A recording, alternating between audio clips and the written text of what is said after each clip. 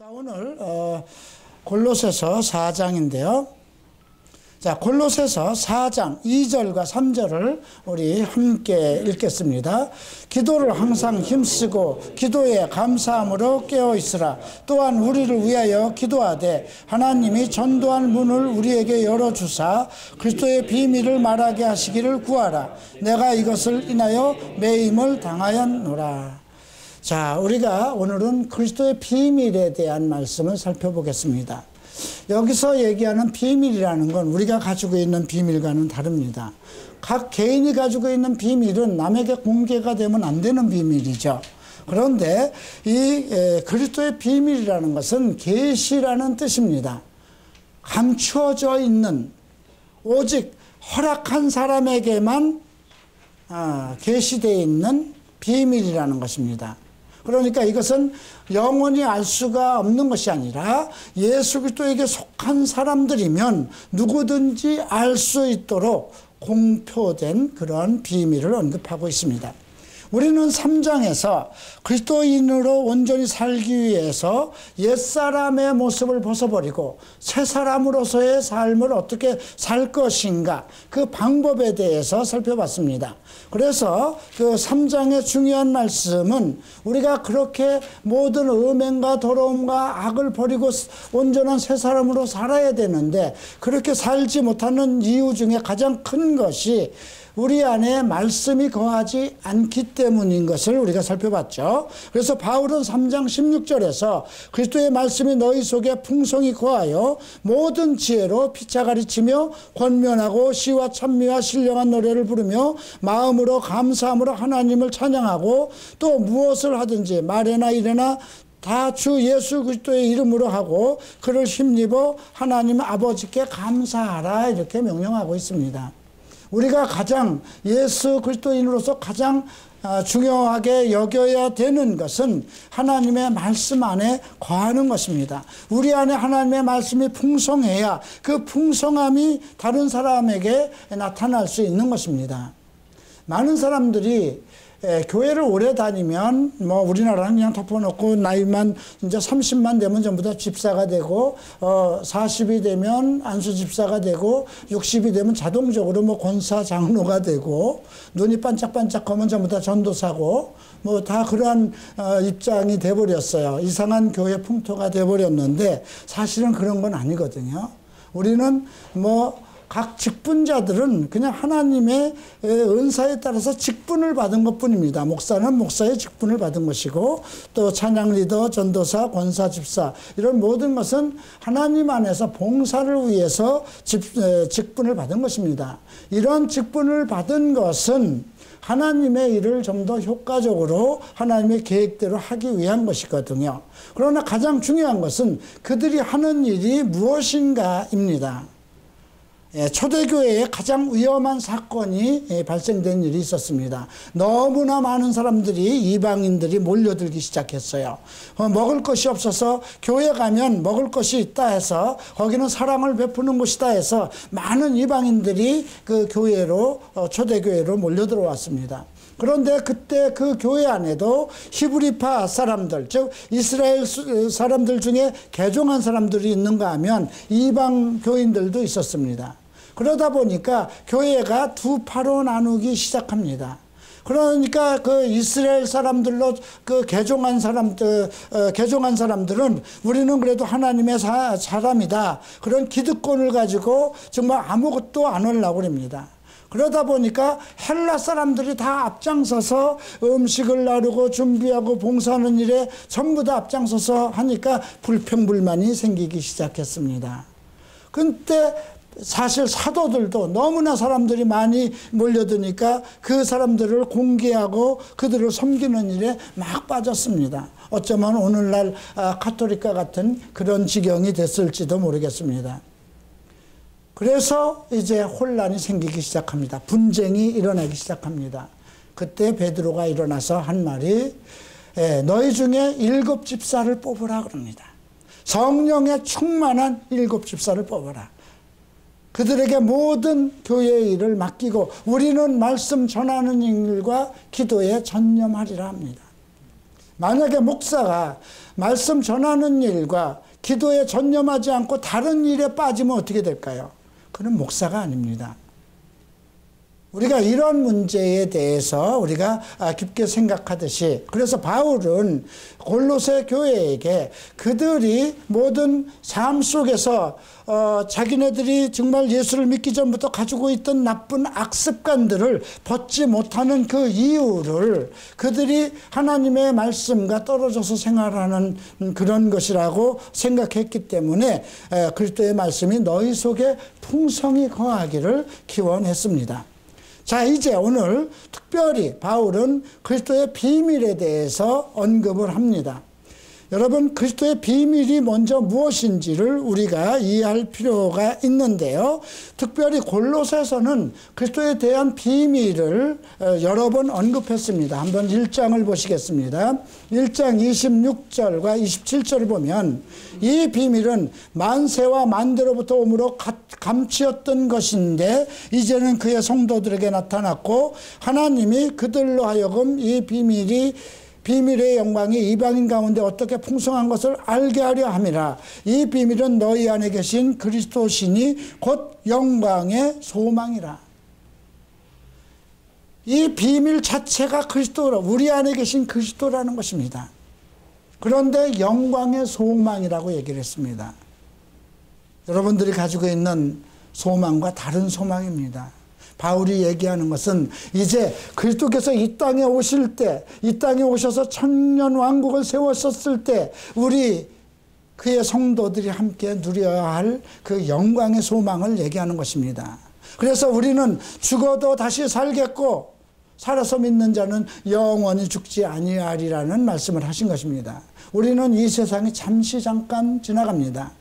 여러분들이 열심히 정말 해 아래서 일하고 정말 자녀들을 키우고 열심히 교회 봉사하고 사회생활을 한다 할지라도 이 세상은 모두 살아있는 동안 믿음 안에서 우리가 거쳐가야 할 그러한 잠시 거하는 거처입니다. 우리는 이 육신의 장막을 벗을 때 세상도 우리와 관계없이 우리는 세상을 떠나가게 돼 있습니다. 그래서 그리스도 안에 거하게 돼 있습니다. 그리스도를 만나서 이제 그리스도와 함께 이제 하나님께서 이 땅의 모든 죄악과 악과 더러운 것과 모든 사탄의 것을 멸한 후에 예수 그리스도와 함께 이 땅에 다시 내려와야 하는 그러한 신분들인 것입니다. 그래서 그리스도의 비밀이라는 것은 바로 예수 그리스도라는 것입니다. 자, 2절에서도 언급되어 있는 비밀이 있습니다. 2장 2절을 보시겠습니다.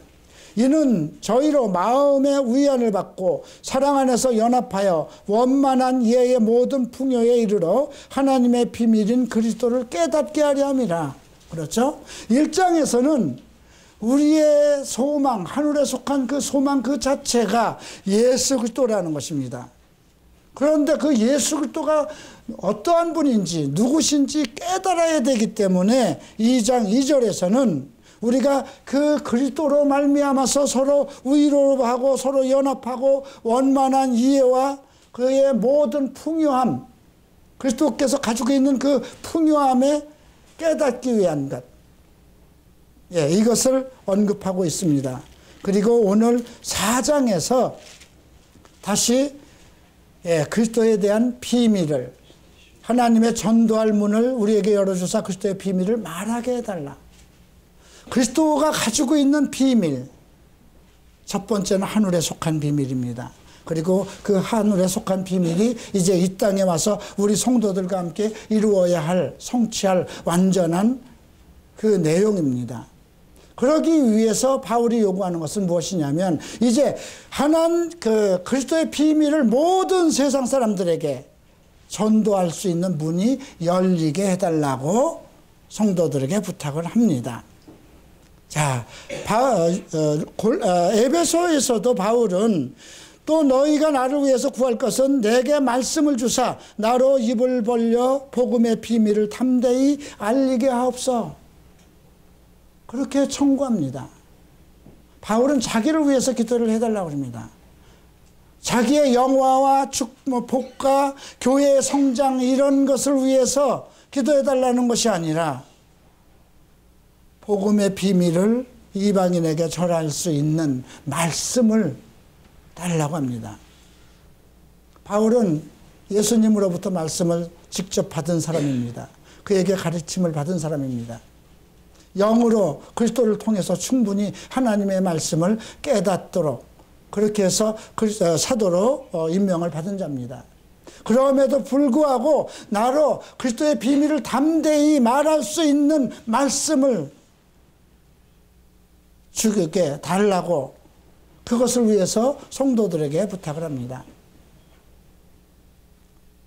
자, 그러면 오늘 우리가 그리스도의 이 비밀이 성취되기 위해서 우리가 해야 할 일은 무엇일까요? 4장에서 그 몇 가지 언급을 하고 있습니다. 4장 1절에서 상전들아, 상전들아 의와 공평을 종들에게 베풀지니 너희에게 하늘의 상전이 계심을 알지어다. 먼저 상전이라는 것은 이게 이제 옛날 말인데요. 좀 지위가 높은 자들, 지도자들에게 하는 말입니다. 회사의 사장님도 포함될 것이고요. 가장도 포함될 것이고요. 교회의 목회자도 포함될 것입니다. 그래서 그러면 지도자들아 의와 공평을 종들에게, 밑에 사람들에게, 하인들에게, 부하에게 베풀라는 것입니다. 의는 하나님의 도덕성입니다. 예, 공평은 하나님의 심판 기준입니다. 하나님은 죄인에게는 판단하시고 의인에게는 상을 베푸십니다. 공평하신 분입니다. 가끔 여러분들은 불공평에 대해서 상당히 서운해할 때가 있을 것입니다. 교회에서도 그럴 것이고 직장에서도 그럴 것입니다. 지금 이 사회에서 일어나는 노사분규의 문제는 전부 다 불공평에 대한 것입니다. 그렇죠? 정규직과 비정규직의 다툼도 불공평에서 오는 것입니다. 그런데 지금 위에 지도자들에게 의로움과 공평을 요구하고 있습니다. 하나님의 비밀의 비밀한 문이 이제 모든 사람들에게 전도되기 위해서 이제 우리 교회와 지도자들이 준비해야 할 것이 의로움과 공평성입니다. 두 번째는 무엇일까요? 5절에 나옵니다. 외인을 향해서는 지혜로 행하여 세월을 아끼라고 합니다. 여기서 외인은 믿지 않는 자들입니다. 일방인들입니다. 아직 하나님을 믿지 않는 자들. 여러분들 주위에도 부모 형제 중에서도 또 서로 자녀임에도 믿지 않는 자들이 있을 것입니다. 지혜로 행하여 세월을 아끼라는 것입니다. 이거는 방심하지도 말라는 말이 포함되어 있는 것입니다. 세월을 아끼라는 건 그만큼 그리스도의 날이 가까워 있다는 것입니다. 그러니까 그들을 그대로 세상 속에 방심해 두지 말라는 말도 포함되어 있습니다. 근데 지혜로 행하라는 건 무엇일까요? 우리는 그냥 일방적으로 그냥 교회 나가 예수 믿어 이런 식으로만 얘기를 하는데 삶의 지혜 속에서 우리가 삶 속에서 내 생활 속에서 그리스도의 지혜가 나타나야 되잖아요. 예수를 믿는 사람이면 그 사람을 통해서 의로움과 공평이 나타나야 되고 그 사람을 통해서 뭔가 하나님의 지혜로운 일들이 나타나야 된다는 것입니다. 지혜는 무엇일까요? 문제를 해결하는 능력입니다. 가장은 자기 가정의 문제를 해결할 수 있는 능력을 가져야만 되는 것입니다. 아빠가 아빠의 역할을 못하고 자녀에게 정당한 얘기를 할 수가 없습니다. 직장도 마찬가지입니다. 그래서 먼저 직장의 상사들, 지도자급들은 의와 공평을 가져야 된다는 것입니다. 그래야만 그들이 하나님의 지혜를 얻어서 모든 문제를 해결할 수 있는 능력이 생긴다는 것입니다. 자, 이제 세 번째, 이제 언행에 대해서 얘기합니다. 6절이죠. 너희 말을 항상 은혜 가운데 소금으로 고르게 함같이 하라. 그리하면 각 사람에게 마땅히 대답할 것을 알리리라. 예. 여기에 보면 말을 항상 은혜 가운데 소금으로 고르게 하듯 하라고 그랬습니다. 여러분, 음식에 소금이 뭉치면 어느 곳은 싱겁고 어느 곳은 짜서 못 먹는 겁니다. 이건 예수님도 하신 일이 있어요. 그죠? 불러서 소금을 치듯 하리라 그랬습니다. 우리가 많은 사람들이 전도를 하면서 정말 그 지나친, 너무 어떤 것은 너무 지나치게 하는 경우가 있어요. 여러분 한번 떡을 만든다고 하십시다. 과거에 저는 어려서 어머니가 이렇게 그 가을만 되면, 그 당시는 뭐 전부 다 가을이면 조상신을 섬기고 그랬던 시절이니까 시루에다가 이렇게 이제 그 떡을 안 칩니다. 이제 그때 소금이 만약에 잘못 들어가게 되면 어떻게 될까요?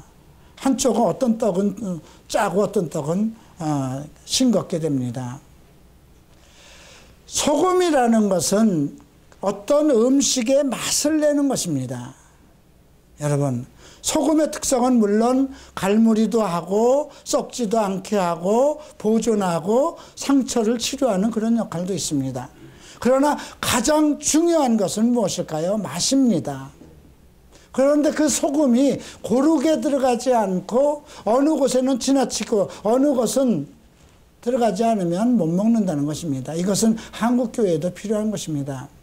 한국교회 어느 교회는 새벽 예배를 하는 치중을 합니다. 어느 교회는 성령운동을 치중합니다. 어느 교회는 전도를 치중합니다. 그런 걸로 인해서 다 교파가 나누어져서 뭐 전도하는 전문 다락방이 생기기도 하고 성령운동을 하는 오순절 교회가 생기기도 하고 새벽운동을 하는 어떤 교회가 생기고, 그렇지 않습니다.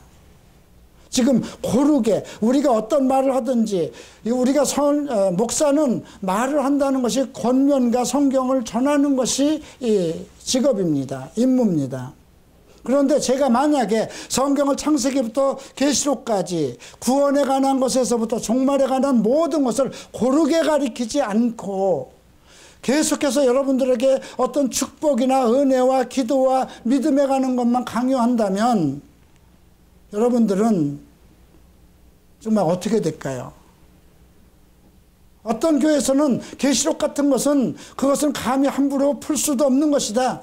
칼빈 그 위대한 신학자도 계시록을 강해 못했는데 우리 같은 사람이 계시록을 잘못하다가 성도들을 실족시킨다. 그래서 만약에 계시록을 가르치지 못하면 우리가 그리스도의 날에 예수 그리스도를 어떻게 맞이할 것이며 어떤 사람들이 천국에 들어갈 것이며 어떤 사람들이 천국에 못 들어갈 것이며 어느 때에 그리스도가 나타날 것이며 어느 때에 세상에 문제가 생길 것이라는 것을 알지 못하게 되는 거 아니겠습니까? 특별히 지금과 같은 정말 종말의 시대에는 계시록은 필수 성경입니다. 계시록을 통하지 않고서는 우리가 하나님을 만날 수 없는 것입니다. 그건 시작만 하고 끝을 이루지 못한 것이기 때문에 그렇습니다. 그래서 너희 말을 항상 은혜 가운데서 소금을 고루함과 같이 하라. 공평성 있게 하라는 뜻입니다. 그래야만 각 사람에게 마땅히 대답할 것을 알리라. 항상 하나님의 은혜에다 초점을 두고 모든 것이 하나님의 은혜 속에서 이루어지는 그 은혜에다 초점을 두고 공평성을 가지고 말을 한다면 우리가 말하는 지혜를 하나님께서 주신다는 것입니다. 자, 이렇게 바울은 이제 그 전도의 문이 열려서 그리스도의 비밀을 선포할 수 있는 그런 것을 위해서 자기에게 기도해 달라고 그러고 자기와 함께하는 교회 성도 지도자들에게 요구한 것은 의와 공평, 그 다음에 항상 은혜로서 그 소금을 고르고 함과 같은 그런 온전한 생활을, 믿음 생활을 요구하고 있습니다. 그런데 더 중요한 것은 2절을 보죠. 기도에 항상 힘쓰고 기도에 감사함으로 깨어있으라고 합니다. 사실 저희 갈보리 채플은 지금까지 기도가 좀 부족했던 것 같습니다. 이제부터 우리는 좀 기도를 해야 할 때입니다. 그런데 여기를 보면 기도에 항상 힘쓰라고 합니다. 그리고 감사함으로 깨어있으라는 건 무엇일까요? 왜 감사를 하게 될까요? 기도한 것이 성취가 되기 때문에 감사하는 것입니다. 저는 참 너무나 감사할 일이 많습니다. 작년 1년 동안 제가 바라고 기도했던 모든 것이 1년 동안 이렇게 다 완벽하게 하나님께서 이루어 주셨습니다. 그래서 감사할 것밖에 없는데 이제 더 깨어 있어야 됩니다. 우리가 너무나 많은 것을 받고 감사에 젖어 있으면 그냥 그것에 누적돼서 더 발전 못할 경우가 있습니다. 그래서 항상 깨어 있으라는 것입니다. 우리가 무엇을 할 것인가 항상 기도해야 된다는 것입니다. 자, 이제 7절 이후부터는 그리스도의 비밀을 함께 전도한 그 사역자들의 예증을 하는 것입니다. 바울과 함께 정말 그 많은 어려움과 고통을 다 함께 겪으면서 복음의 비밀을, 그리스도의 비밀을 전파하기 위해서 동참했던 사역자들의 이름들을 이제 일일이 언급하면서 그들을 위해서 이제 언급하고 있습니다. 자, 먼저 보겠습니다. 제일 먼저 언급하고 있는 사람이 두기고죠. 7절 봅니다. 두기고가 내 사정을 다 너희에게 알게 하리니 그는 사랑을 받는 형제여 신실한 일꾼이요 주 안에서 함께 된 종이라.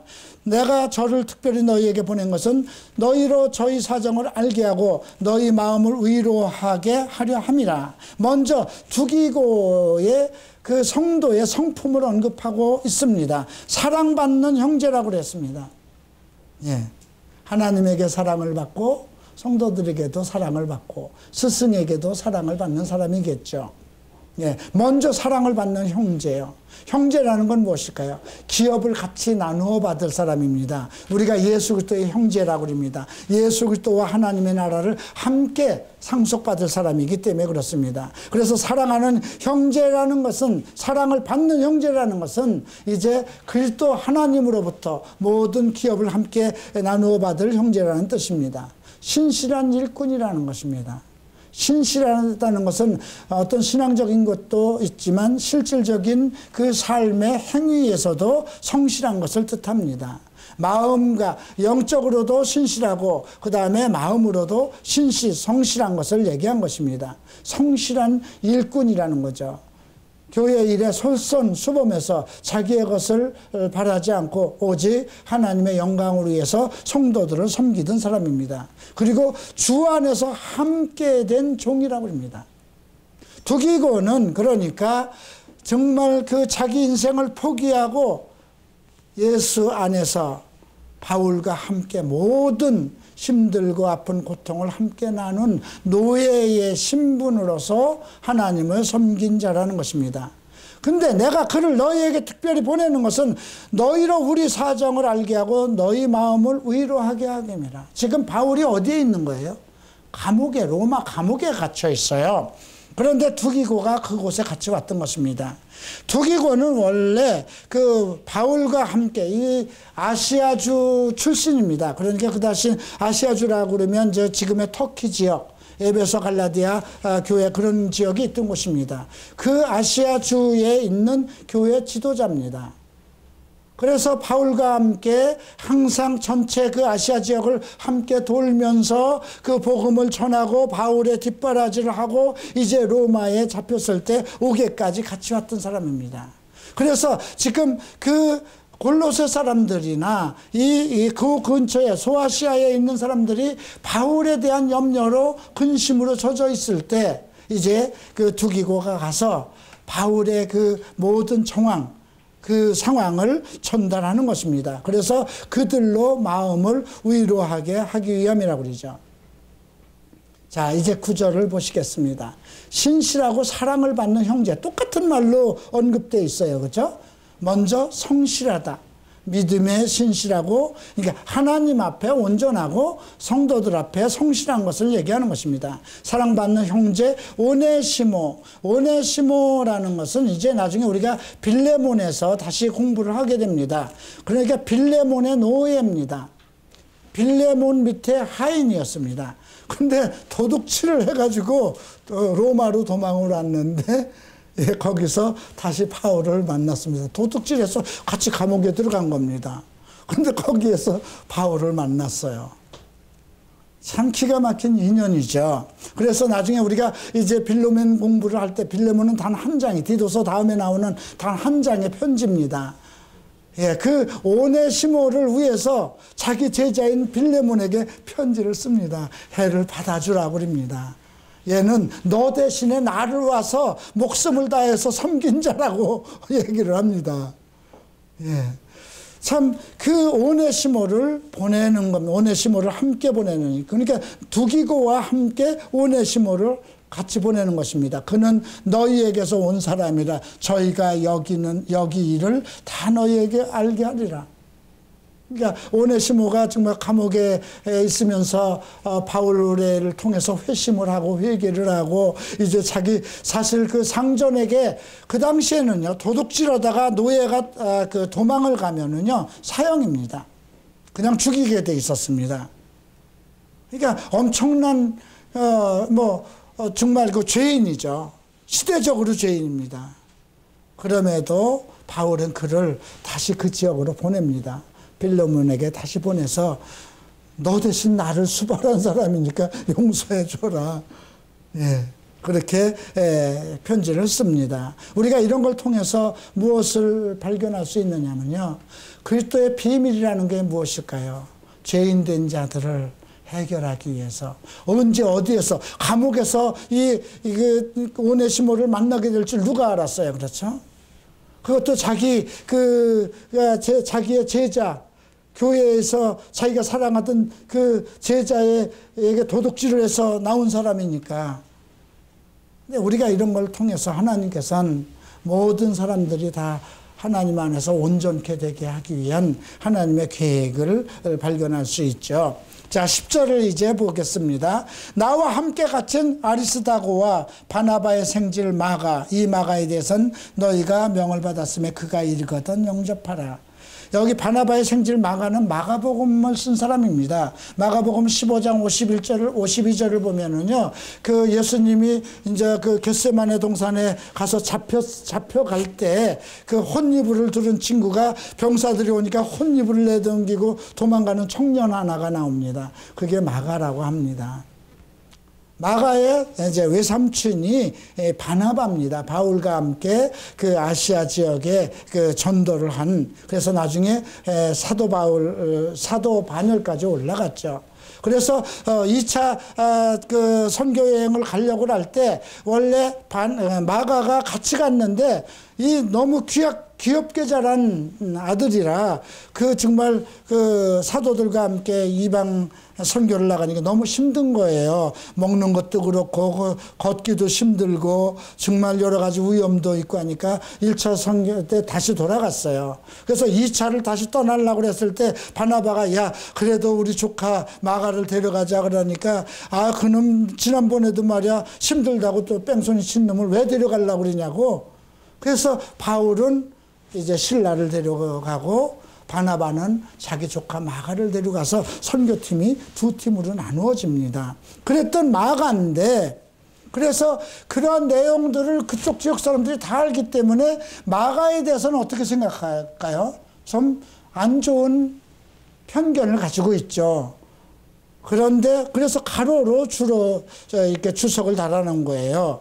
마가에 대해서 너희가 명을 받았음에 그가 이르거든 영접해라. 예, 참 친절하죠. 예, 한 사람이 어떤 그 평판이 안 좋아지면 그 사람이 우리는 회개를 했으면 다시 온전해진다는 것을 생각해야 되는데 한번 그 사람이 나빠 그러고 평판이 돌면 그 사람은 영원히 나쁜 사람이 돼버려요. 그죠? 어쩌면 한국교회에서 이혼아에 대한 저에 대한 그런 것도 그런 편견이 있을지 모르겠습니다. 과거에 그 사람이 참 이태원에서 어떤 클럽을 하던 사람이래 그런 과거의 나쁜 전력을 가지고 있대 그런 것을 가지고 생각한다면 그러나 우리가 그리스도 안에서 새롭게 된다는 건 무슨 뜻이에요? 만약에 지금 여기에 나오는 지금 바울의 제자들을 다 생각해 보세요. 바울이 그 이방에 가서 복음을 전도했을 때 그들은 원래 아주 음행과 그 정말 술과 그런 그 이방 세계 속에서 정말 나쁜 짓을 하고 살던 사람들이었어요. 특별히 고린도 교회는 엉망진창이었습니다. 그럼에도 불구하고 그들이 모두 성령의 은혜를 받고 성령의 기름 부음을 받아서 바울을 통해서 말씀을 공부하고 목회자가 되었다고 하십시다. 우리 교회에도 청년 때부터 정말 어떤 안 좋은 소문을 가지고 왔었는데 그가 이제 변화가 돼서 온전히 목사가 됐다고 해보십시다. 그런데 우리 교회에 있던 사람이 부산으로 이사를 갔는데 이제 그 청년이 부산에 가서 사역을 하려고 그러면 우리 교회에 있던 그 집사님은 그에 대한 이미지를 어떻게 생각할까요? 과거에 저 친구 참 안 좋았었는데 이렇게 돼버리는 거예요. 지금 이러한 문제를 바울이 편지를 통해서 언급하고 있는 것입니다. 그래서 대개 여러분 좋은 사람을 어떤 데를 보내려면 아주 대단한 그 믿음으로 신실하고 장로급이나 부목사들을 보내는데 바울은 오히려 그들 속에서 잘못하고 떠난 사람들, 그들을 다시 회복시켜서 그들과 화해를 시킵니다. 이것이 그리스도의 비밀인 것입니다. 예.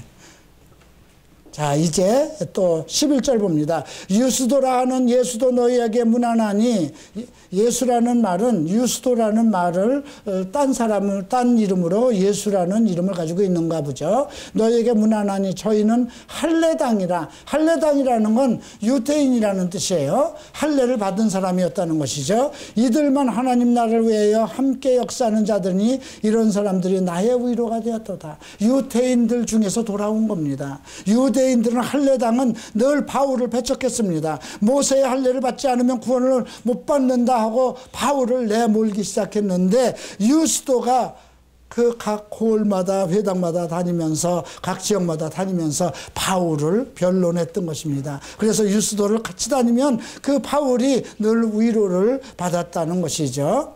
12절 보시겠습니다. 그리스도의 예수의 종인 너희에게서 온 에바브라, 이 골로새 교회의 지도자죠. 에바브라가 너희에게 문안하니 저가 항상 너희를 위하여 애써 기도하여 너희로 하나님의 모든 뜻 가운데서 완전하고 확신 있게 서기를 구하니. 여기서 하나님의 모든 뜻 가운데서 완전하고 확신이라는 것은 완전하고 완벽하게 서기를 구한다는 것입니다. 이건 매우 중요합니다. 여러분, 바울은 전도자입니다. 사도입니다. 그리스도의 비밀을 전하는 전도자입니다. 어느 한 곳에 계속 눌러 있을 수가 없어요. 제일 오래 있었던 곳이 에베소에서 3년을 정말 눈물을 흘리면서 한 곳에서 제자들을 양성하기 위해서 3년을 있었습니다. 그러나 그는 이제 그 아시아 일대를 거쳐서 유럽까지 건너가서 교회를 개척했습니다. 그런 가정에 지금 그러면 다른 바울이 떠난 후에 다른 교회가 있잖아요. 그죠? 고린도 교회도 있고 에베소 교회도 있고.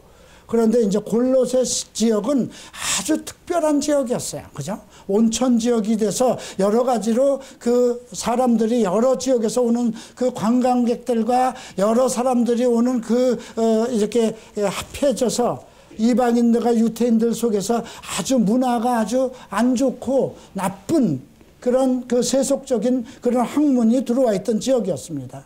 그 지역에 에바브라라는 그 제자가 남아서 그들에게 하나님의 모든 뜻 가운데서 완전하고 완벽하게 서기를 구하였다는 건 무엇입니까? 그냥 말로만 그렇게 구해서 되는 건 아니죠.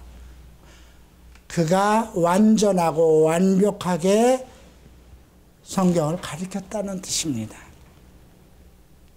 자, 이것이 사실은 이제 이렇게 보면 돼요. 바울이 하나의 다 큰 전체 교회의 담임이라고 생각하면 돼요. 이게 당회장급이라고 생각하면 됩니다. 그러면 그 어느 지역을 자기 제자에게 맡겼을 거 아닙니까? 그러면 내가 떠나도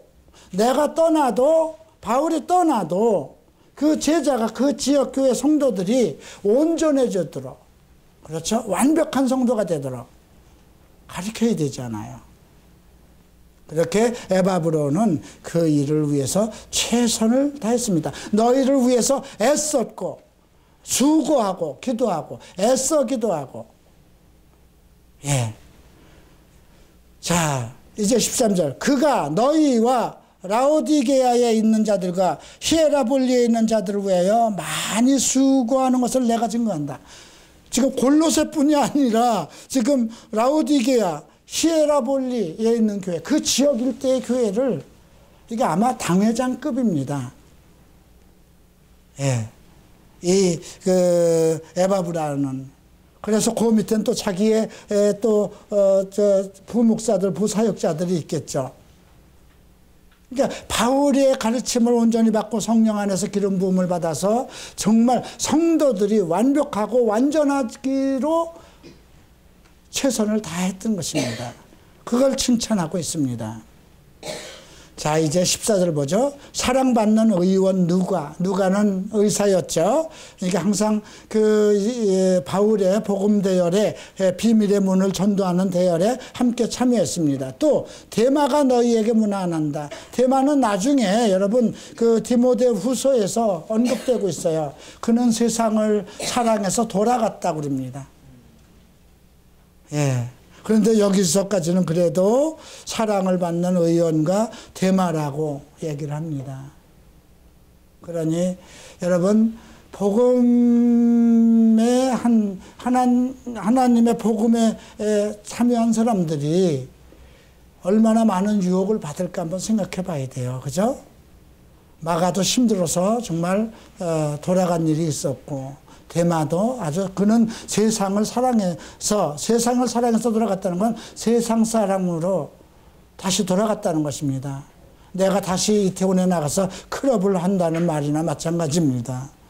데마는 그렇게 돌아갔죠. 그럼에도 불구하고 바울은 그 데마에 대해서 마음을 가지고 있는 것입니다. 자, 15절 보죠. 라오디게아에 있는 형제들과 눈바와 그 여자의 집에 있는 교회에 문안하고, 그러니까 눈바라는 여인은 그 안에, 그러니까 대개 여인들이 가정체포를 시작한 거예요. 예, 그 당시만 해도 뭐 남자들은 다 밖에 나가서 일을 하니까 여인들이 믿음에 아무래도 중추 역할을 하죠. 그러다 보니까 그 집에 교회가 있었던 모양입니다. 또 이 편지를 너희에게 읽은 후에 라오디게아인의 교회에게도 읽게 하고, 또 라오디게아에서 오는 편지를 너희도 읽어라. 그러면 라오디게아에서 오는 편지는 무엇일까요? 어쩌면 에베소일지도 몰라요. 그죠? 빌립보서일지도 몰라요. 어쩌면 로마서, 고린도서일지도 몰라요. 그거를 바울이 썼지만 계속 대필해서 계속 교회로 돌아가면서 보았던 것이니까요. 자, 17절에 아키뽀가 나옵니다. 저는 이 아키뽀를 상당히 사랑합니다. 이제 나중에 이 빌레몬서에서 또 언급되는데요. 아키뽀에 이르기를 주 안에서 받은 직분을 삼가 이루라. 이것이 에바브라의 제자입니다. 부사역자입니다. 예. 특별히 아키뽀를 에게 주 안에서 받은 직분을 삼가 이루라. 이건 직분 밖을 넘지 말라는 얘기도 됩니다. 장로는 장로의 직분만 하세요. 부목사는 부목사의 일만 하세요. 이 말이나 마찬가지입니다. 주 안에서 받은 직분을 삼가 이루라고 하죠. 여러분, 사역자로 처음 되게 되면 상당히 이렇게 막 들뜨기 시작합니다. 나도 무엇을 하고 싶고, 그리고 조급해집니다. 아이들이 빨리 어른이 되고 싶은 거나 마찬가지예요. 그래서 고등학교 되면 벌써 어른 흉내내고 다 담배 피려고 들고 맥주 한 잔 마시려고 하는 그런 기분들이 다 생기지 않습니까? 사역의 세계도 마찬가지입니다. 하나님한테 부름을 받으면 막 들떠서 일을 하고 싶어 하는 게 맞습니다. 그래서 아키뽀에게는 주 안에서 받은 직분을 삼가 이루라고 합니다. 18절 함께 읽겠습니다. 나 바울은 친필로 문안하노니 나의 매인 것을 생각하라. 은혜가 너에게 있을지어다. 바울은 이것을 친필로 썼습니다. 대필로 쓰는 것보다 친필은 더 관심이 있겠죠. 그죠? 예, 바울은 정말 골로새 교회를 사랑했던 것 같습니다. 그곳에 에바브로를 사랑하고 아키뽀를 사랑하고 자기와 동행하는 그런 오네시모와 같은, 그가 정말 세상에서는 정말 형편없는 사람이고 도둑질을 하고 죄인으로 옥에 갇힐 시언정 그래도 그리스도 안에서 화해시키고 화합시키는 그런 그리스도의 직무를 감당하는데 최선을 다했던 것을 보게 됩니다. 기도하겠습니다.